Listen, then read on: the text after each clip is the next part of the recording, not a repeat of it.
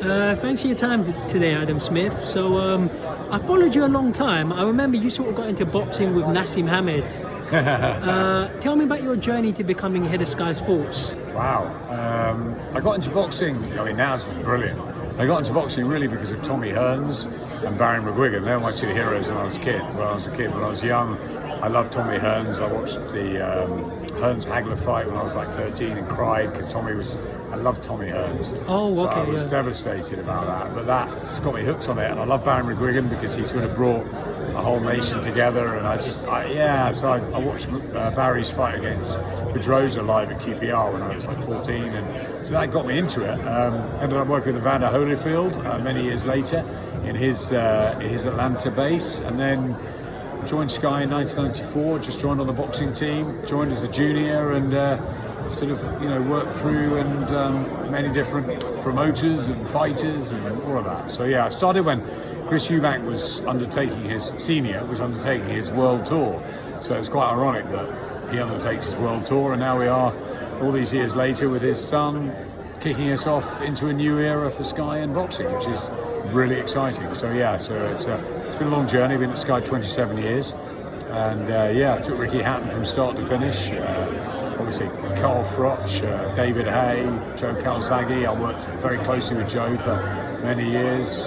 Nancy Joshua, obviously, the last 8 years, and it's been fantastic. Hamir Khan, and obviously the asset of women's boxing, worked really closely with Casey Taylor and Savannah Marshall.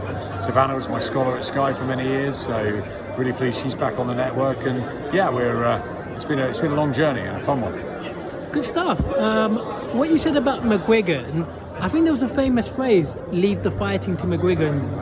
I follow, it's difficult for me to pick a favourite, but there's so many fighters I've followed over the years. What have been some of your own personal favourite fights?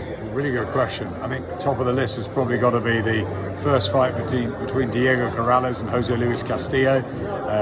Wonderful fight, 9 rounds in a phone box, toe-to-toe for the world lightweight title, and Corrales down a couple of times in the 10th, and then Corrales down a couple of times in the 10th, and then Castillo looked on the verge of stopping him, and then he was stopped in the 10th. So Rocky-like stuff there. Morales Barrera 1 was incredible. Naz Kelly in the Garden was phenomenal. Ricky Hatton, Costas Hugh Knight, AJ Klitschko here at Wembley. Many fights. And ones you won't remember. Derek Roach and Scott Dixon had a sort of 5-time knockdown fest. That was brilliant. Alex Arthur against Michael Gomez, a great fight. Jamie Moore, Matthew Macklin, various ones at British level, area level, world level. Probably one of the greatest nights I've ever had at ringside was when Floyd Mayweather fought Juan Manuel Marquez. And I looked around me and there was Angelina Jolie and Brad Pitt, there was Meg Ryan, there was Schwarzenegger, there was P. Diddy, there was, the whole, Robert De Niro, the whole sort of A-list of Hollywood. That was pinch yourself stuff. So, it's been some incredible moments. But, I like York Hall as well. I love York Hall, Spit and Sawdust. Everyone gets a great spot in there. It's a real fight crowd. So, it's been many nights that I've enjoyed over the years. So I'm just lucky to cover a sport with such great athletes and fighters are just the greatest. They're the greatest sportsmen, women. They're the brave ones that get in the ring and they entertain us, and we're the lucky ones to be able to broadcast them. So it's all about the fighters for me, and I've got very close with many of them over the years, maybe some too close, but it's been a right old journey. And look, 30 years of Sky Boxing, and now we're into a new era with Boxer and Top Rank, and we can't wait. No, you're definitely very passionate about boxing. Something I would like to say to you on behalf of the fans, sometimes a lot of us feel that the fights are not necessary, especially when it's pay-per-view and you're being asked to pay for it. Sure. Sometimes the quality is not necessarily up there. Like, how would you... and I hope I'm not coming across as rude, but I'm very straightforward. But then sometimes... It doesn't matter, you can ask me anything. Yeah, and I think you're a very polite guy. I think sometimes... but then sometimes you and Eddie will sort of exaggerate it, as you'll say it's better than it actually is. Do you think I'm being harsh? You think I've got a point? No, I think, look, I mean, we look at each Sky Sports box office fight as an attraction. Yeah. It's got to be something special, spectacular. One or two possibly sometimes along the road that you do a fight and it doesn't quite work out, and you think, oh, maybe I shouldn't have done that. People make mistakes, but fundamentally we want Sky box office to look different. Look at last weekend, for example, the Tottenham Hotspur, amazing stadium, phenomenal crowd, top fight. For me that was an amazing Sky Sports box office night, and we've had plenty of those, many of those. But yeah, I agree with you, once or twice probably got it wrong. And Eddie, one that would sort of get over exaggerated about something, the hyperbole flying, he's the master of that. Yeah. He can sell you cars with no wheels on them. He's brilliant in it. He's a master salesman. Really enjoyed working with Eddie for many, many years. But we've gone our separate ways. He's moved to DAZN, and we're now working with Ben Shalom. He's a very different guy, very young, very entrepreneurial, wants to let the fighters do the talking, and we're very excited about working with him in a fresh new era for Sky. And of course, that goes alongside Top Rank, where they're a global powerhouse. I'm sure Bob Arum's exaggerated a few fights over the years, but that's what a lot of promoters have done. And of course, as broadcasters, we're going to push the fight. In many ways, I wish we pushed AJ Usyk even further, because I don't think the casual fans realised how good Usyk was, and I thought it was always a dangerous fight for AJ. So sometimes I think you've got to go overboard. It's a very fine balance, but yeah, I take your point, and we keep trying to provide the best we can for our customers. I always say we can't have every sweet in the jar. We'd love to have taken Josh Taylor's fight against Ramirez. I was really disappointed that one got away, but we couldn't for contractual reasons. Now we've got Josh Taylor on the platform. I couldn't be happier. So, you can't have everything, but we try our best. The team in Sky works extraordinarily hard. They're all passionate like me, and we try our best for our customers.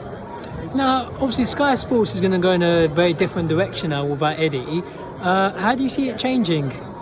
I think it's going to be very exciting. I think we've got the whole of Sky and Comcast backing us. We've got more content than we've ever had before, with Top Rank's 18 shows, with Ben Boxer's 14, with Archive, with Grassroots. We're going to invest in Grassroots. I think it's really, really exciting times. So, look, we had a fantastic relationship with Matchroom for many years. It was harder when DAZN came in the last 3 years. But, we still work with them on the darts. And, Eddie and Frank and I have been very close for many, many years. I call it like a friendly divorce. Like, we were back working together last week. It's business. And in business, you've got to move on. We're moving on. We've got a new challenge. We've got our mojo back. We're ready to go. I've worked for 4.5 months with Ben every day in, day out, plotting, planning, and now we've got to put it all into practice. I like what I see in Ben. I like what I see in this company, and I'm very excited about the future. And last question I want to ask you for today, Adam. The problem with boxing as compared to other sports, the best don't always take on the best. Or if you look, I'm not really much of a football fan, but if you look at the recent Euro Cup, you saw the best take on the best, and the whole competition was over and done with, no politics. What are the biggest problems in boxing, and what do you think can be done about it? There's always problems in boxing. I said this to Ben, you're entering this whole new world. It's a wild west, it really is. It's a very difficult, different, ever-changing. You've got to be thick-skinned, you've got to adapt, you've got to be 4 or 5 steps ahead on the chessboard, and everyone's trying to do that. The governing bodies, the promoters, the managers. The fighters, as I say, they're the true breed, and they're the ones that have got to be protected. And that's why for us, it's about the fighters here. The fighters getting the platform, the fighters becoming the superstars. And, that's what we did with Ricky Hatton, with Naz. We gave them the platform, and they made millions. And I think that, they entertain us, and we've got to work really hard to promote them and push them and broadcast them in the best possible ways. But it's very difficult to get all the fights together. Ben can come on and say, I want to work with everybody. 10 years ago, when I took over head of boxing at Sky, I said, look, all the promoters should work with each other and we should all be happy families. It doesn't work like that, but sometimes you have to work with each other, and sometimes things are forced upon you and you get great fights. I think over the last few years, Eddie put on some fantastic shows. It's great to have Froch and Groves together at Wembley, and that kicked off a whole sort of stadium fest. Anthony Joshua in stadiums. We've had some amazing matches. Mayweather Pacquiao, 5 years too late, but it happened. Look, Khan Brooks still out there to be made. We never had Hatton Witter, we never had Lewis Bowe, we never had Froch Calzaghe or Calzaghe Froch. I always told Carl he would have been whooped in that fight, but it's, I agree. It's you don't know, and sometimes that's the sort of fascination of boxing, that you don't quite get everything. I'm a big football fan myself, big football fan. I'm going to the City game at Anfield. I know that's going to happen, right? Sometimes in boxing, Chris Eubank didn't know who he was fighting on Monday. You know, this is the reality with boxing. Sometimes you've got to be, you know, reactive. You've got to think on your feet, whether you're a fighter, a manager, a trainer, a promoter, or a broadcaster, and that's what keeps us engaged and fun. So yeah, it's exciting, but we hope to put on the best fights we can possibly put on at different levels. But we're going to get some hiccups.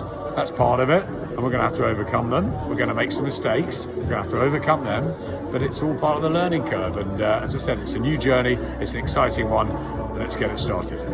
No, I really appreciate your time, Adam, and I look forward to talking with you in future. No problem at all. Thanks, Adam.